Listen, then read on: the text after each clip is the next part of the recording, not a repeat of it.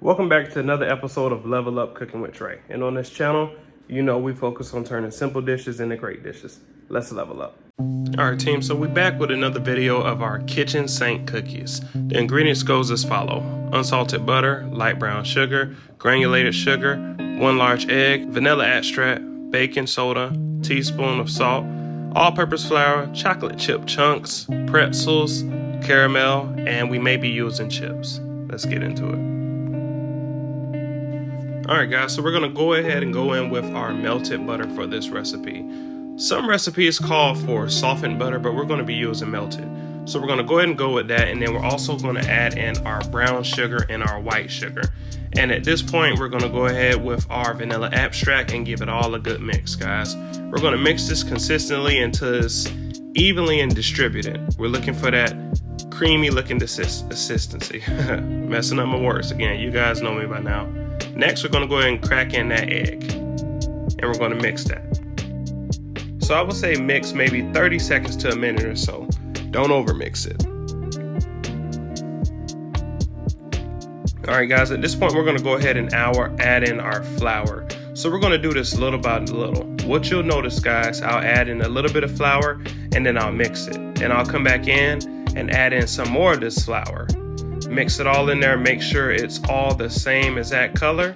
Once I get it all the same exact color, we're going to add in some more of that flour, guys. And then we're going to, of course, mix it.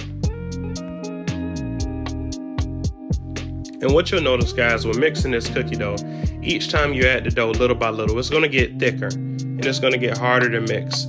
So if you have a hand mixer or anything, feel free to use that. But in this instance, I'm just using a whisk. All right, so we're going to go in with that last little bit of flour. And of course, we're going to be mixing this in here consistently and making sure it's just that thick batter that we're looking for, guys. We're looking for that thick cookie batter. And pretty much this is what it looks like, guys, at this point. It looks fantastic. Just to let you guys know, at this point, feel free to add whatever in type of ingredients that you want to put in your cookie dough. This is actually the base of what cookie dough looks like, just to give you an idea. All right, guys, so at this point, you'll notice I have my kitchen sink mix. We're going in with caramels, chocolate chips, chocolate chunks, and pretzels, guys.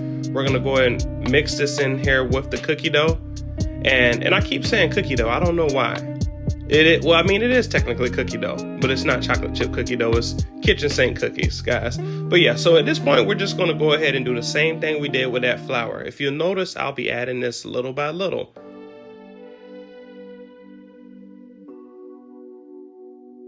And as you guys can pretty much see, it's ready to scoop.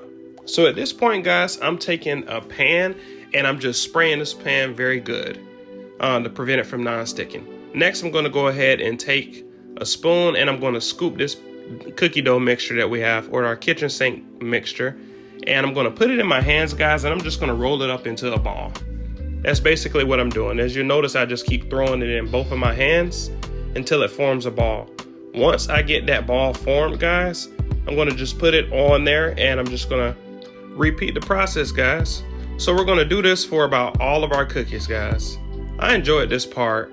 I enjoyed actually having the gloves because I'm used to my hands getting sticky. And I don't really enjoy having sticky hands, guys. So in this instance, the gloves, of course, come in handy. So as you'll notice, I'm doing this with each individual cookie dough ball, guys. I'm scooping it, putting it in my hands, forming it into a cookie dough ball, and just putting it on the pan, guys. What I will recommend during this point, guys, is use your discretion for the size of cookies you want to make. You'll notice that I made that mistake a little later, guys. The cookie dough was too big. It was too big. So I probably should have went in with half the size. All right, guys, so at this point, I have some potato chips. We're going to add this to the little bit of cookie mixture I have left, and we're going to be making 3 cookies with this. And if you notice, guys, the last few cookies that I'll make, you'll notice that the dough looks a bit darker. And that's unfortunately because I had my cookie dough pan on top of the oven. And of course, the oven was preheating, so it started melting the chocolate. So that's why they look a little bit darker. But at the end of the day, guys, they're going in the oven anyways. So at this point, I'm just taking a fork and I'm just gently pressing down on top of the cookies, just trying to give it that little peanut butter type cookie look that I normally see on Publix cookies and things of that nature. But as you'll see, this little design did not work out at all. So at this point, guys, I'm just working on this. All right, look at those cookies. They're ready to go in the oven, guys. And at this point, I took them out. I baked them for about 13 minutes. I would say do them for 12 to 11. But you can see, guys, how big these cookies were, which is why I say I personally would have went in with half the size. So the next time I do these cookies, I'll definitely be doing them half the size that I made them. So, but just look at those cookies, guys. They look very, very good. And this is pretty much the final product of the cookies. I let them stand and cool for about 10 to 15 minutes. They turned out absolutely exceptional. My family loved them. They devoured them. They actually did not care too much for the kitchen sink cookies with the potato chips. But the traditional kitchen sink cookies, guys, they loved them. They loved the crunch that the pretzel gave and all. So if you guys like this type of content, please remember to like, share, subscribe. And remember, guys, we turn common food into world class. As always, let's level up.